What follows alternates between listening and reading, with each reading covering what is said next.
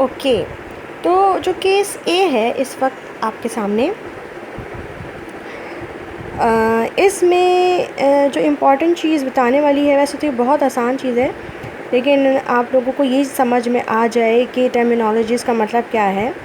तो केस ए में अगर आप देखें तो सबसे पहले लिखा हुआ है epsilon of A is equal to epsilon of P is equal to zero. ठीक है, तो इसका क्या मतलब है? इसका मतलब ये है, epsilon mean molar absorptivity of A means analyte. Analyte वो चीज़ है जिसको आप स्टडी कर रहे हैं। ये एनालाइट जो है ये आपके पास कोनिकल फ्लास्क में होता है और इसको हम टाइट्रेंड भी कह सकते हैं, TITRAND, टाइट्रेंड।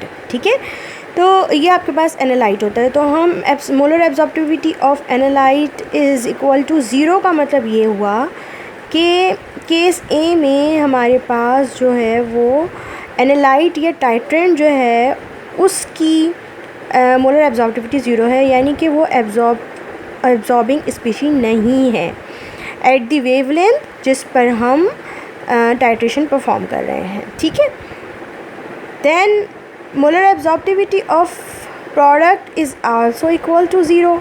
इसका मतलब ये हुआ कि जो एनालाइट और टाइट्रेंट जिसको आप ऐड कर रहे हैं ब्यूरेट से, इन दोनों को जब हम रिएक्शन करवाते हैं और प्रोडक्ट बनता है इन दोनों के मिलने से, ये वो प्रोडक्ट है। और इस प्रोडक्ट की भी मोलर एब्जॉर्प्टिविटी ज़ीरो है, मतलब ये भी एब्जॉर्बिंग स्पीशी नहीं है एट दी वेवलेंथ ऑफ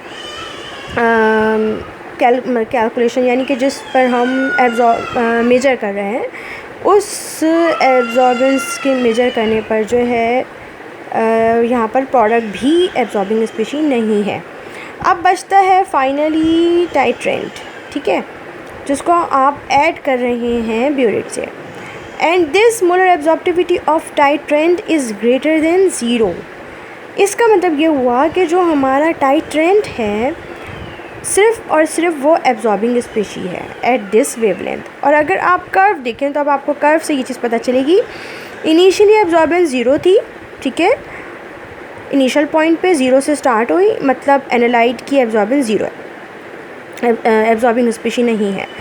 जब एनालाइट और टाइट्रेंट के रिएक्शन से प्रोडक्ट बनती है तो तब भी एब्जॉर्बेंस में कोई इंक्रीमेंट नज़र नहीं आ रहा और एब्जॉर्बेंस जो है वो बिल्कुल फ्लैट चल रही है ज़ीरो पर। ठीक है, तो इसका मतलब ये हुआ कि प्रोडक्ट भी एब्जॉर्बिंग स्पीशी नहीं है, जो कि ऊपर लिखा हुआ है। ठीक है, और उसके बाद एक वक्त आता है कि जब एब्जॉर्बेंस बढ़ना शुरू होती है और बढ़ती चली जाती है। ठीक है, ये वो वक्त है कि जब एनालाइट और टाइट्रेंट के दरमियान रिएक्शन कंप्लीट हो चुका है और जितना प्रोडक्ट बनना था वो बन गया है।